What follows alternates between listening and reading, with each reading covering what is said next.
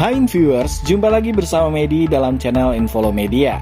Kali ini kita akan membahas kembali sebuah wilayah negara Belanda yang berada di Laut Karibia. Namanya ialah Saint Eustatius. Namun sebelum itu, silakan tekan tombol subscribe dan jangan lupa nyalakan loncengnya ya, biar tidak ketinggalan informasi yang Medi sajikan di channel ini. Mari kita lanjut. Saint Eustatius merupakan sebuah wilayah Belanda yang ada di Karibia, yang juga dikenal secara lokal sebagai Statia dengan luas sebesar 21 km persegi. Saint Eustatius secara politik merupakan kota media khusus Belanda atau bisa juga disebut badan publik. Posisi pulau ini berada di bagian utara Kepulauan Leeward, berada di 26 km tenggara Pulau Sheba dan 8 km barat Laut Saint Kitts. Nama Saint Eustatius sendiri diambil dari nama seorang martir Kristen yang dalam bahasa Belanda disebut Sint Eustatius. Dulunya, sebelum tahun 2010, Saint Eustatius merupakan bagian dari Antillen Belanda di Karibia, yang dikenal juga dengan Kepulauan Bes, yakni Bonaire, Eustatius, dan juga Sheba. Nama ibu kota Saint Eustatius ialah Oranjestad, dan pada tahun 2019, jumlah populasi pulau ini sebesar 3.138 jiwa. Agama mayoritas di pulau ini adalah agama Kristen, baik Protestan maupun Katolik. Christopher Columbus melihat Pulau Saint Eustatius pada tahun 1493. Belum jelas apakah dulunya pulau ini memiliki penduduk asli atau tidak. Menurut sejarah, Pulau Saint Eustatius sempat berpindah tangan antara Belanda, Prancis, dan Inggris sebanyak 21 kali. Jadi, ini adalah termasuk pulau yang diperebutkan di Laut Karibia. Pada tahun 1636, Dewan Zeeland dari perusahaan Hindia Barat Belanda mengambil alih kepemilikan pulau ini yang dilaporkan tidak berpenghuni pada saat itu. Pada tahun 1678, kepulauan seperti Saint Martin, Sheba, dan Saint Eustatius berada di bawah kendali langsung perusahaan Hindia Barat Belanda. Sebab kepulauan ini sangat penting sebagai tempat perkebunan tembakau dan juga gula.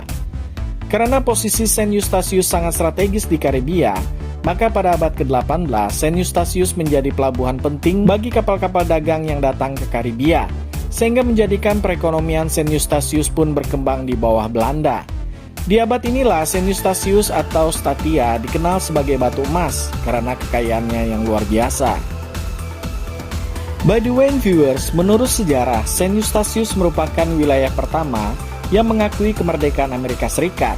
Perlu diketahui juga bahwa sebagian besar ekonomi pulau pada waktu itu bergantung pada perdagangan senjata dengan kaum revolusioner Amerika Serikat ketika mereka melepaskan diri dari Inggris.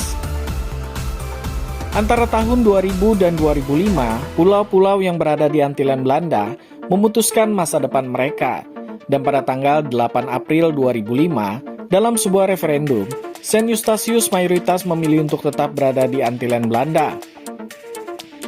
Setelah pulau-pulau lain memutuskan untuk keluar dan mengakhiri Antillen Belanda, Dewan Pulau Saint Eustatius memilih untuk menjadi kota media khusus atau badan publik, seperti Pulau Sheba dan juga Bonaire, dan proses ini selesai pada tahun 2010. Kemudian pada tahun 2011, Saint Eustatius resmi mengadopsi dolar Amerika Serikat sebagai mata uang. Bahasa resmi yang dipergunakan di kepulauan ini ialah bahasa Belanda. Namun, bahasa Inggris dipergunakan sebagai bahasa sehari-hari, terutama dalam hal pendidikan. Bahkan, bisa dikatakan bahasa Inggris adalah bahasa utama di tempat ini.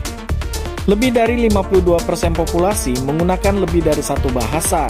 Menurut statistik, bahasa yang paling banyak digunakan adalah bahasa Inggris, yakni 92,7%. Sedangkan Belanda hanya digunakan 36%, Spanyol 33,8%, dan Papiamento 20,8%. Populasi Saint Eustatius saat ini berasal dari kolonis Eropa, orang Afrika, pekerja kontrak Asia, dan minoritas kecil dari negara lain. Saat ini, Saint Eustatius adalah komunitas multietnis. Ada lebih dari 20 negara dengan pengaruh budaya yang beragam dari seluruh Karibia. Orang-orang Saint Eustatius bangga menjadi Statian dan bangga menjadi Karibia, meskipun dengan sentuhan Belanda. Hal yang menarik yang bisa kita jumpai di wilayah ini adalah keberadaan manik-manik biru. Manik-manik yang berwarna biru ini sempat menjadi alat tukar dalam perdagangan di Saint Eustatius pada abad yang ke-17. Menurut legenda, jika kita menemukan manik-manik ini, sebenarnya bukan kitalah yang menemukannya, melainkan manik-manik biru inilah yang menemukan kita. Maka itu artinya kita akan kembali lagi ke Saint Eustatius suatu hari nanti.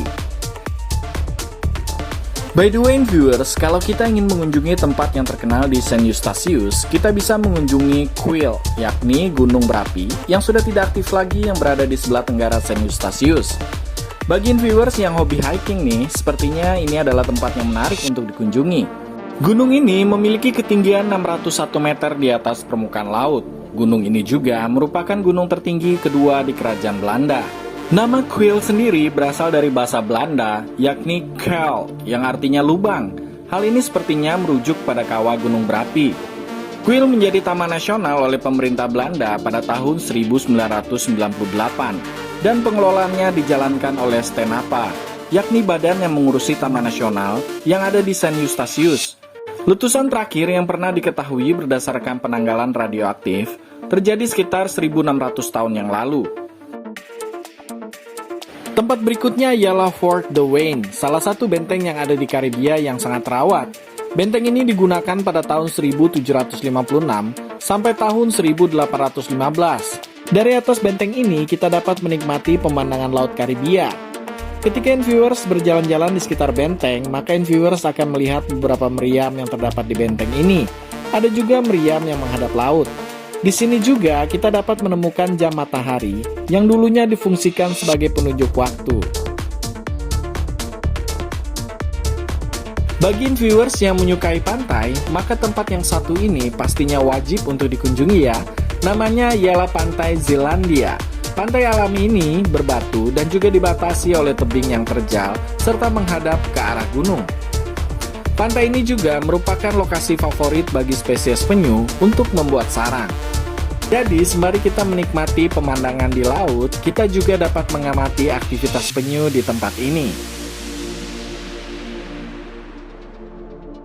Oke viewers, demikianlah informasi sedikit mengenai wilayah negara Belanda yang terletak di Laut Karibia. Semoga informasi tadi bisa menambah wawasan kita semua untuk mengenal kawasan atau wilayah sebuah negara di dunia. Dan jangan lupa untuk tekan tombol subscribe serta nyalakan loncengnya ya, biar Medi lebih semangat lagi dalam menyajikan informasi di channel ini. Sampai jumpa!